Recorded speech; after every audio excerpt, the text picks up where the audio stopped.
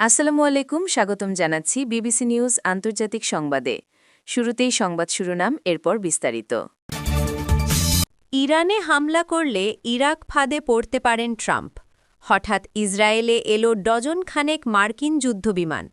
উত্তর কোরিয়া যুক্তরাষ্ট্রের সঙ্গে ভালোভাবে চলতে পারে কিম জং উন। দক্ষিণ কোরিয়াকে সম্পূর্ণ ধ্বংস করার হুমকি দিলেন কিম। দর্শক, এতক্ষণ শুনছিলেন সংবাদ শিরোনাম। এখন বিস্তারিত। আপনি যদি ইসরায়েলের ধ্বংস চান এবং মুসলিমদের পাশে থাকেন, তাহলে ভিডিওতে লাইক করে চ্যানেলটি অবশ্যই সাবস্ক্রাইব করে দিবেন এবং আপনার মূল্যবান মতামত অবশ্যই কমেন্টে লিখে জানিয়ে দিবেন। এখন বিস্তারিত। ইরানে হামলা করলে ইরাক ফাঁদে পড়তে পারেন ট্রাম্প। ইরাক যুদ্ধের প্রেক্ষাপটে মার্কিন এস্টাবলিশমেন্ট নেতাদের ওপর জনমানুষের আস্থা চরমভাবে ভেঙে পড়েছিল। সেটি না হলে ডোনাল্ড ট্রাম্প হয়তো কখনোই দেশটির প্রেসিডেন্ট হতে পারতেন না। তাই এটি বেশ বিড়ম্বনার বিষয় যে তিনি এখন সেই সব আলংকারিক অবস্থান এবং কৌশলগত ভুলগুলোই অনুকরণ করছেন যা ২০০৩ সালের পর প্রেসিডেন্ট জর্জ ডব্লিউ বুশকে মধ্যপ্রাচ্যে এক বিপর্যয়ের দিকে ঠেলে দিয়েছিল।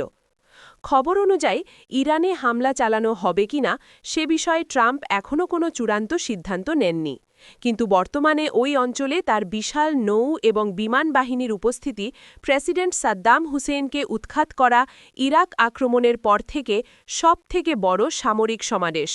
এটি বৃহস্পতিবার ২৬ ফেব্রুয়ারি জেনেভায় পুনরায় শুরু হতে যাওয়া সংকটকালীন আলোচনায় ইরানকে পিছু হটাতে বাধ্য করার জন্য একটি বাড়তি চাপ হিসেবে কাজ করতে পারে।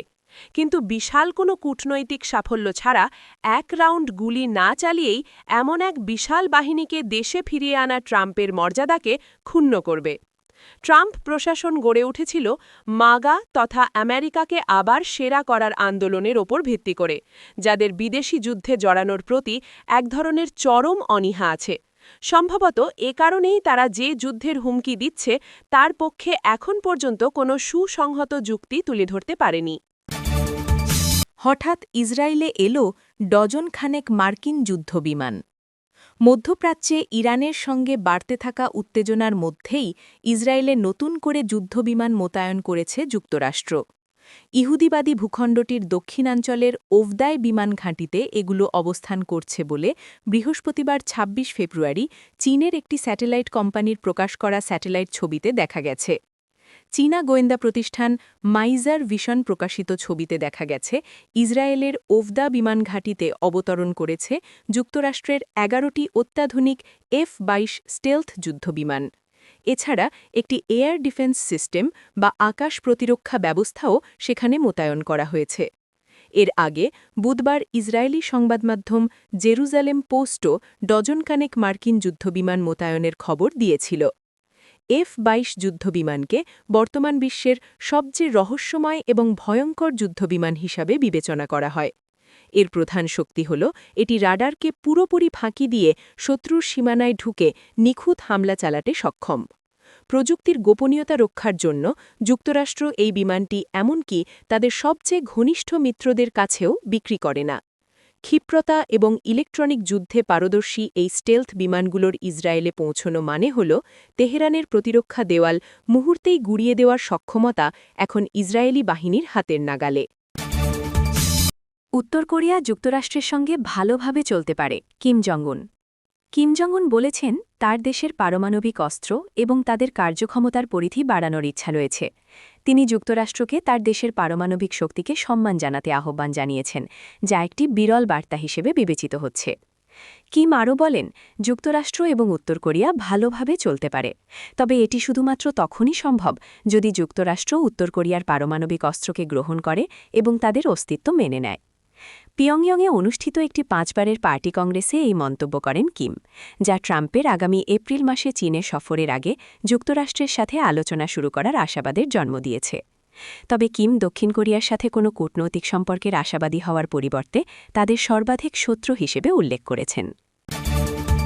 দক্ষিণ কোরিয়াকে সম্পূর্ণ ধ্বংস করার হুমকি দিলেন কিম। দক্ষিণ কোরিয়ার সঙ্গে আলোচনার পথ বন্ধ করে দিয়েছেন উত্তর কোরিয়ার নেতা কিম জং উন। তিনি দাবি করেছেন তার বাহিনী দক্ষিণ প্রতিবেশীকে সম্পূর্ণ ধ্বংস করতে সক্ষম। একই সঙ্গে তিনি ইঙ্গিত দিয়েছেন যে যুক্তরাষ্ট্রের সঙ্গে আলোচনার ভবিষ্যৎ নির্ভর করছে ওয়াশিংটন পিয়ংইয়ংয়ের প্রতি তাদের শত্রুতাপূর্ণ নীতি পরিহার করার ওপর। বুধবার ২৫ ফেব্রুয়ারি ক্ষমতাসীন ওয়ার্কার্স পার্টি অফ কোরিয়ার WPKর গুরুত্বপূর্ণ বৈঠক শেষে কিম বলেন, যদি ওয়াশিংটন সংবিধানে বর্ণিত আমাদের দেশের বর্তমান মর্যাদাকে সম্মান করে এবং তাদের শত্রুতাপূর্ণ নীতি প্রত্যাহার করে, তবে যুক্তরাষ্ট্রের সঙ্গে আমাদের সুসম্পর্ক না থাকার কোনো কারণ নেই। উত্তর কোরিয়ার সরকারি সংবাদ সংস্থা KCNএর বৃহস্পতিবারের প্রতিবেদন অনুযায়ী কিম তার পারমাণবিক শক্তিচালিত সামরিক বাহিনীকে আরও শক্তিশালী করতে নতুন অস্ত্র ব্যবস্থা তৈরির আহ্বান জানিয়েছেন। KCNএ জানায়, কিম এমন আন্তঃমহাদেশীয় ICBM ব্যালিস্টিক ক্ষেপণাস্ত্রের ওপর জোর দিয়েছেন যা পানির নিচ থেকে উৎক্ষেপণ করা যায়। এছাড়া তিনি দক্ষিণ কোরিয়াকে লক্ষ্যবস্তু বানাতে সক্ষম এমন কৌশলগত পারমাণবিক অস্ত্র যেমন আর্টিলারি এবং স্বল্প পাল্লার ক্ষেপণাস্ত্রের ভাণ্ডার বাড়ানোর নির্দেশ দিয়েছেন। তিনি আরও বলেন, সাম্প্রতিক বছরগুলোতে পিয়ংইয়ংয়ের পারমাণবিক ও ক্ষেপণাস্ত্র কর্মসূচির দ্রুত উন্নয়ন দেশটিকে একটি পারমাণবিক অস্ত্রধারী রাষ্ট্র হিসেবে স্থায়ীভাবে প্রতিষ্ঠিত করেছে। কিম বলেন, পারমাণবিক অস্ত্রধারী দেশ হিসেবে আমাদের অবস্থান শত্রুদের সম্ভাব্য হুমকি মোকাবেলা এবং আঞ্চলিক স্থিতিশীলতা বজায় রাখতে গুরুত্বপূর্ণ ভূমিকা পালন করছে। তিনি দেশটির পারমাণবিক অস্ত্রকে জাতীয় নিরাপত্তা ও স্বার্থ রক্ষার নিশ্চয়তা এবং রক্ষাকবচ হিসেবে অভিহিত করেন।